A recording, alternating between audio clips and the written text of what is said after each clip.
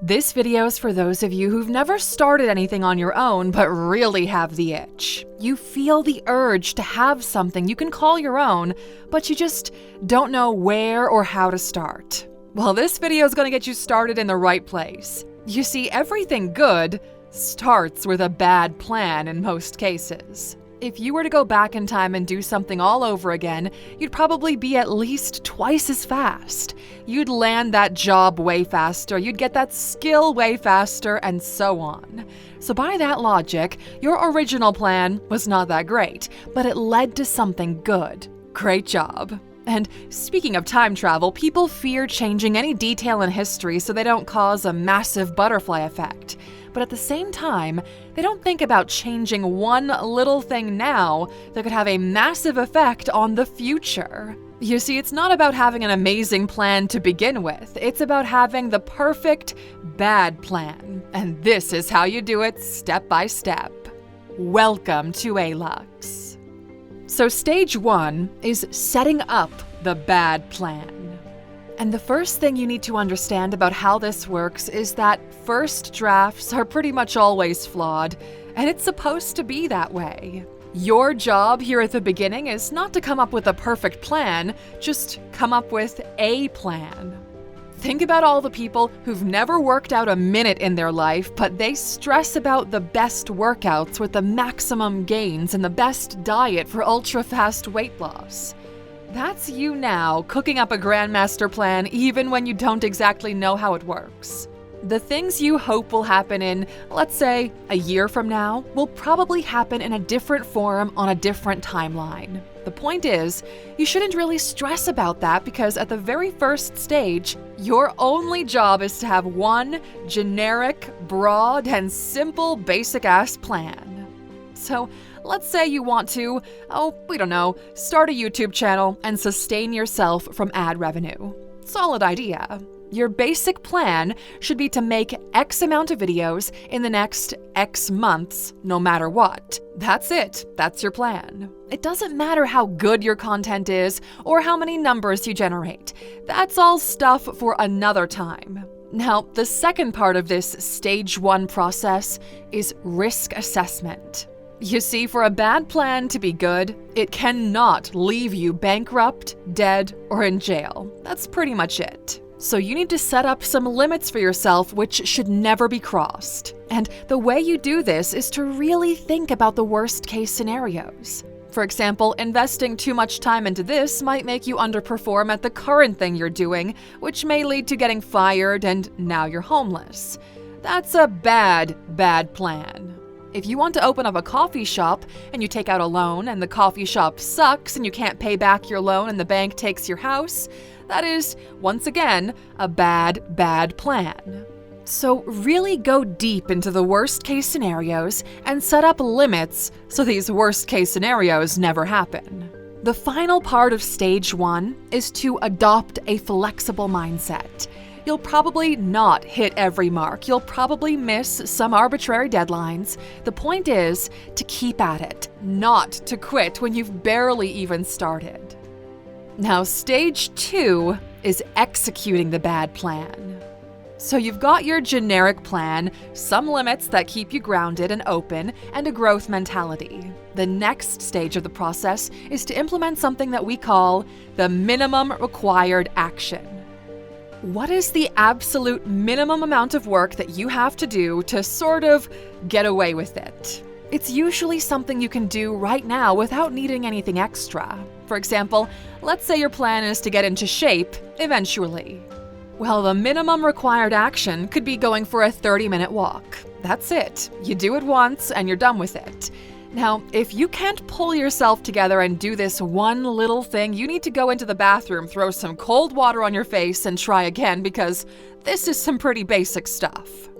Now, the minimum required action, it's got 3 purposes. 1, it gets you into a place where you actually feel like you're doing it. Secondly, it's the first step in creating a habit on which you'll end up relying on. And lastly, it's also the first step in creating a feedback loop, which we'll be discussing later. So think about the minimum required action, Write it down on a piece of paper if you must, then pick a date and a place where you will do it. It has to be in the next 24 hours to avoid procrastination. This is a low-stakes activity. You don't care about anything besides getting it done, regardless of how long it takes or how well you did. Congratulations, you've made your first step, which, look, it's by far the hardest. It's a walk in the park from here on out. The next step of stage 2 is to keep doing the minimum required activity for a minimum of around 3 months or 20 times. So why this time frame? Well, because it's long enough that you'll eventually get to a point where you don't feel like doing it, but you have to, so you will. This is your first real-world challenge you'll have to overcome. It's also long enough that it starts to feel like a habit and you begin to create a feedback loop. If you do something for 3 months, you start to see some patterns and to understand some things better. Even for something as simple as going for a walk, you might notice that different times of day will make your walk more or less pleasant, or that your shoes are not really made for walking so much, so you need some better ones. This is called a feedback loop. The more you repeat a process, the more you learn about it naturally. And these learnings will transform the bad plan into a great plan, which is the final stage and the longest and hardest one. Stage 3, evolving from bad to better. If you made it this far, give yourself a pat on the back, my friend. You actually tried to do something which, 99% of people don't bother with. You've already created a process for this. You can tell yourself that you've been doing this for 3 months, and now it's time to take it to the next level. And the way we do this is actually not that complicated. We split this up into 3 super easy to follow steps, so it's impossible to get this wrong. Okay, step 1, introduce numbers. Even something as simple as a walk in the park can be analyzed through numbers. You've got the number of steps taken, the number of minutes you took to walk it. For anything you kept doing on a general level for 3 months, you can attach some numbers to it. And these numbers are super important because they'll make the difference between a bad plan and a great plan. So while you keep doing the minimum required activity, keep track of all the numbers you can. Step 2, incremental progress. So essentially, this means what low-cost and low-risk thing can you do to improve those numbers for even just a little bit? For example, over a 30-minute walk, if you run for the first minute every time, that's incremental progress. You see, this is actually how companies grow constantly. It's not always about multi-million-dollar investments or innovations. It's about doing something a little bit better right across the board. Because, hey, these things really add up. So this is your first real piece of work.